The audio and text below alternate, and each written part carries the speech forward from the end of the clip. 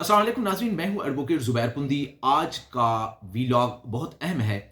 उन बूढ़े वालिदैन के नाम है जो वालिदैन बेचारे कम कसम पुरसी की हालत में रहते हैं और उनकी औलाद उनको खर्चा नहीं देती।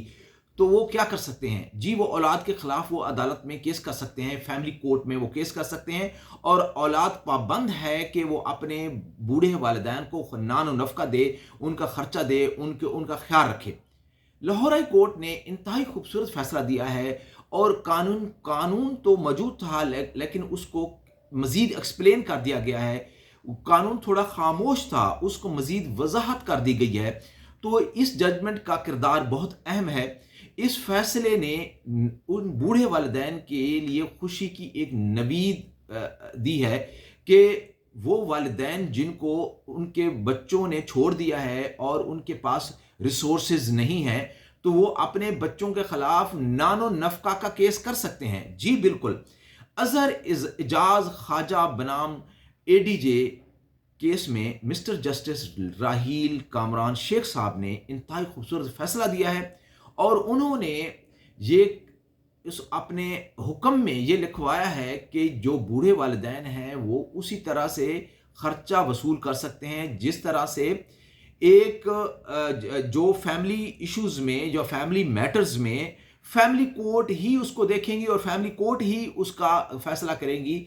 और पहले फैमिली कोर्ट इनकार कर देती थी कि जो वालिदैन हैं, बूढ़े वालिदैन हैं, वो बच्चों के अलावा यहाँ पे कोई केस नहीं कर सकता। लेकिन इस जजमेंट के मुताबिक जो फैमिली कोर्ट एक्ट 1964 है, उसका जो इफ्तिताहिया है, जो प्रीएम्बल है, उसकी वजाहत कर दी गई है कि उसमें लिखा हुआ है कि फैमिली कोर्ट के इश्यूज फैमिली कोर्ट ही देखेगी।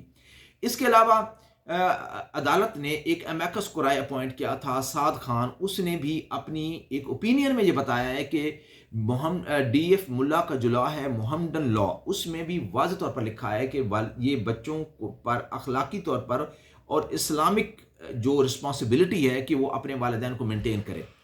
ये ओल्ड होम का जो कंसेप्ट है ये लावारसान के लिए होना चाहिए, लेकिन वालिदैन के लिए ओल्ड होम पाकिस्तान में नहीं बनना चाहिए, क्योंकि कुरान और सुन्नत का और जो मुल्की कानून है वो तमाम ये कहते हैं कि बच्चे ही अपने वालिदैन की जिम्मेदारी उठाएंगे।